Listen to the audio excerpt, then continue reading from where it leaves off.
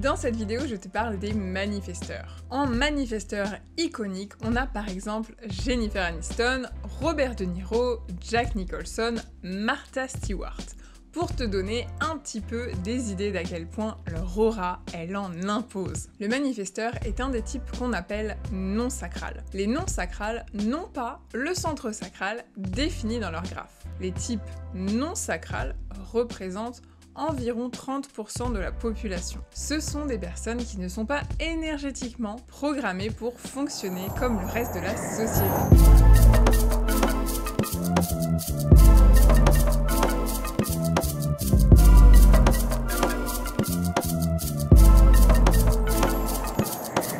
Ces non-sacrales n'ont pas constamment accès à l'énergie physique ou mentale pour faire, pour accomplir des tâches, pour fonctionner de façon optimale. Parfois, ils sont complètement à plat, comme le serait une batterie qui a besoin d'être rechargée. Paradoxalement, le manifesteur est très rapide et il a l'impression qu'en comparaison à lui, tout le monde fonctionne au ralenti. Les manifesteurs représentent environ 9% de la population mondiale. C'est donc assez rare d'appartenir à ce type énergétique. Comment reconnaître un manifesteur sur son schéma corporel ? Pour spotter un manifesteur à son schéma, il faut regarder si le centre-gorge est relié par un canal de façon directe ou indirecte, en passant par un autre centre défini, à un des centres moteurs. Les centres moteurs qui peuvent motoriser la gorge du manifesteur sont le plexus solaire, le centre racine ou le centre cœur. Car si la gorge est motorisée par le centre sacral, alors la personne serait un générateur manifesteur et non plus un manifesteur pur. Le repos est donc très important pour le manifesteur dont le centre sacral n'est pas défini. Quand la batterie est à plat, impossible de forcer pour le manifesteur. Il doit s'isoler et se reposer. Passer du temps dans sa propre aura afin de pouvoir ensuite revenir à une tâche. Il est capital que le manifesteur cultive ces moments de calme, de paix, de rien, pour que l'inspiration revienne. Le manifesteur exerce son pouvoir personnel à travers sa voix. Il doit prendre confiance en la puissance qu'elle recèle. Le manifesteur trouve la paix dans le fait d'être assuré que sa vision sera réalisée, d'une façon ou d'une autre. Il n'a pas à administrer chaque petit détail de l'accomplissement de sa vision.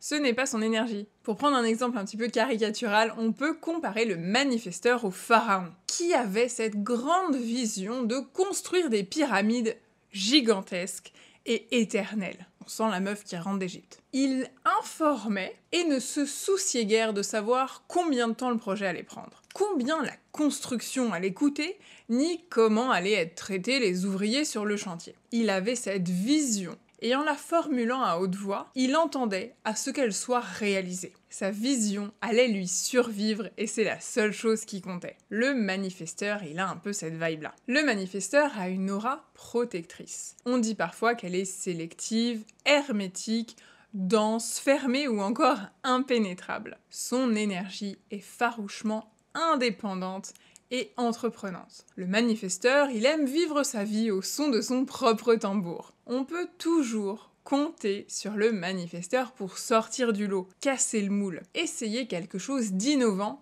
ou lancer une tendance. Jennifer Aniston est un très bon exemple à citer pour cette facette du manifesteur. Sa coupe de cheveux iconique dans la série à succès Friends a donné naissance à une véritable mode qui a duré pendant des années. Chez le coiffeur, tu pouvais demander une Rachel. Une des caractéristiques principales du manifesteur, c'est son besoin de contrôle sur sa vie. Le manifesteur déteste qu'on lui dise quoi faire ou comment. Il a besoin d'autant de liberté que possible pour sculpter son destin selon ses propres règles. La stratégie du manifesteur, c'est d'informer et d'initier. Il n'est pas là pour attendre, mais pour initier, avoir de l'impact sur les autres et sur le monde. Le manifesteur est toujours prêt à apporter une perspective nouvelle au collectif. Il n'a cependant pas à se soucier de si son initiative dérange ou si elle fait grincer quelques dents. Le manifesteur ressent que ce qu'il propose, c'est la voie du futur,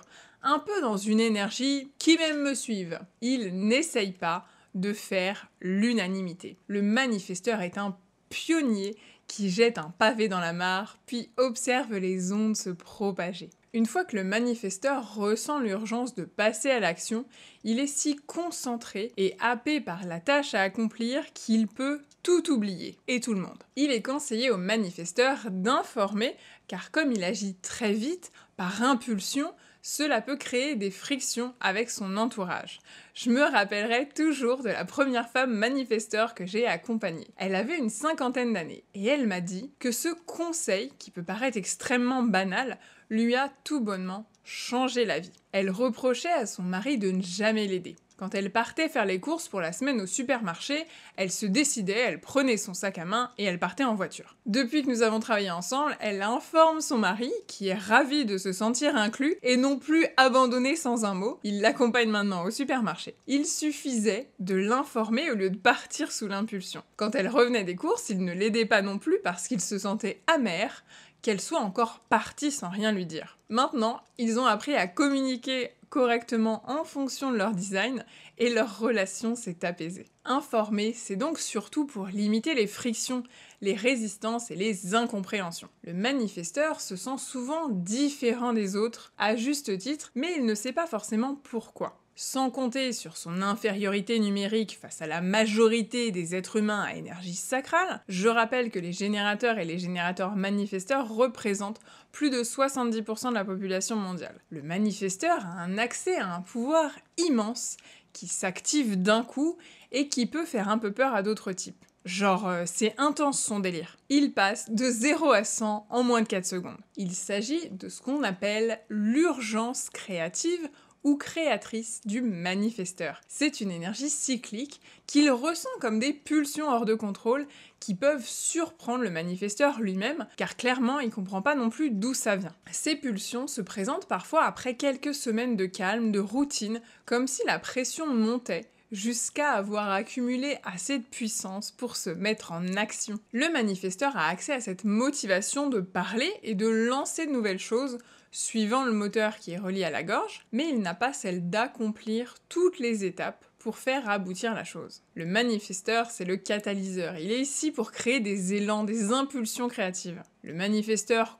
lance le projet, la conversation, l'entreprise. L'entreprise est ensuite prise en main par les autres types dont les stratégies sont majoritairement d'attendre l'invitation et de répondre. Les manifesteurs ont souvent une personnalité forte et beaucoup de charisme. Ils sont là pour initier, informer, manifester. Les manifesteurs sont ici pour créer du changement, pour être pionniers dans un domaine. C'est une énergie du style « je fais ce que je veux, quand je veux et je n'ai de compte à rendre à personne. J'informe et je vais faire ce que j'ai à faire. » Ils sont tout le temps dans cette énergie de manifester. Ce sont des personnes très fun et très spontanées. La paix, c'est le sentiment auquel aspire le manifesteur, comme une émotion de profonde tranquillité. Quand le manifesteur est dans son émotion signature, il attire à lui, par son magnétisme naturel, la prochaine bonne opportunité. Sa créativité va pouvoir s'exprimer avec fluidité. Le manifesteur doit donc cultiver cette paix,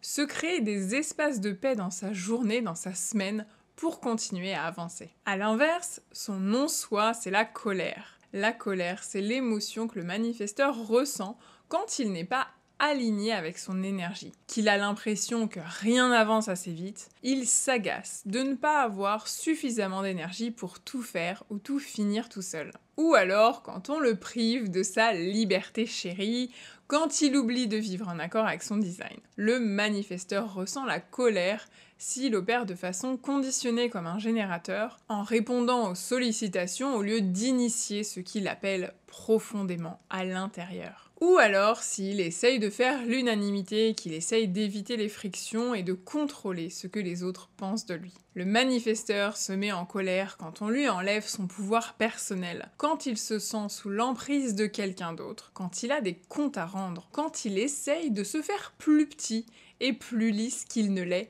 pour rentrer dans une case de la société pour laquelle il n'est pourtant pas conçu. Souvent, une fois la colère déclenchée, le manifesteur va se mettre à initier sans informer, ce qui va continuer d'émettre les mauvaises fréquences dans son environnement et de perpétuer les frictions avec son entourage.